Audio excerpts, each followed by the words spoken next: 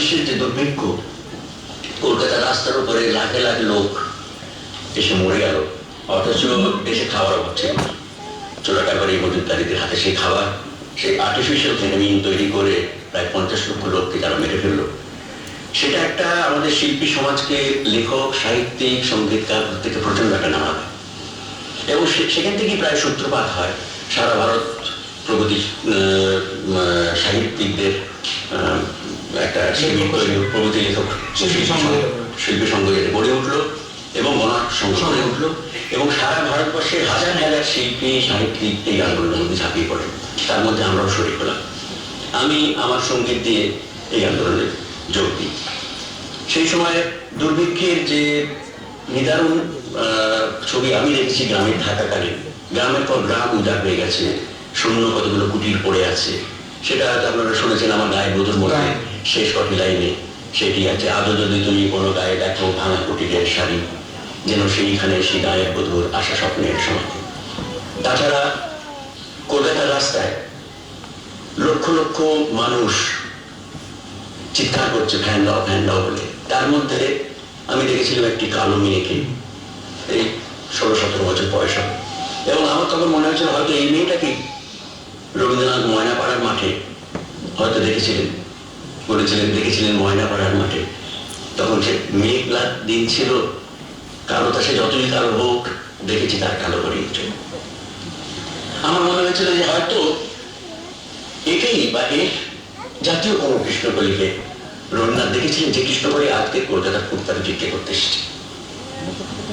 সেদিন দেখেছিলেন মেঘলা দিন, আমি তাকে দেখছি দুপুরের কাঠ ফাটা রোদে সে ফ্যান দাও করছে। এবং তখন আমি এই কথা বলার চেষ্টা করেছিলাম আমার গান, যেটা সুচিত্রা মিত্র গিয়েছে, হয়তো তাকে দেখনি কেউ, কিংবা দেখেছি হয়তো বা সেই ময়না পাড়ার মাঠে।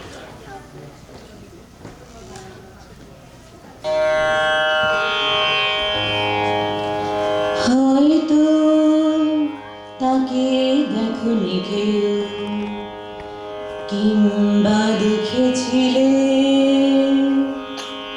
ছিন্ন শত আঁচল ঢেকে শীর্ণ দেহখানি, ক্লান্ত পায়ে পায়ে যেতে পথে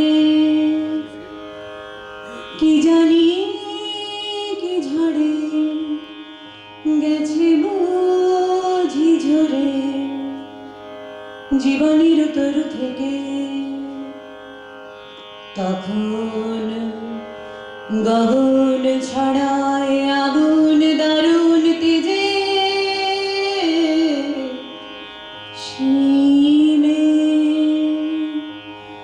দুটি শীর্ণ বাহু তোলে ও সে ক্ষুধায় জ্বলে জ্বলে অন্য মেঘে মেঘে ফিরে প্রাসাদ পানে চেয়ে। কে জানে হয় কোথায় বা ঘর কি নাম কালো মেয়ের, কে জানে হয় কোথায় বা ঘর কি নাম কালো মেয়ের। হয়তো বা সেই ময়না পাড়ার মাঠের কালো মেয়ে, হয়তো বা মেঘলা দিনের কবির স্বপ্নের ছবি, সেই মেয়ে হয়তো বা সেই ময়না পাড়ার মাঠের কালো মেয়ে, হয়তো বা জীবন নদীর খরস্রোতে ভাষা,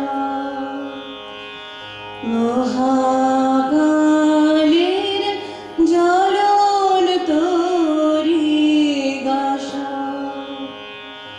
কেন কবির স্বপ্ন কুসুম বিফল হয়ে ঝরে, হয়তো তাকে বলি বলে কবি গুরু তুমি চিনেছিলে, হয়তো তাকে কৃষ্ণ কলি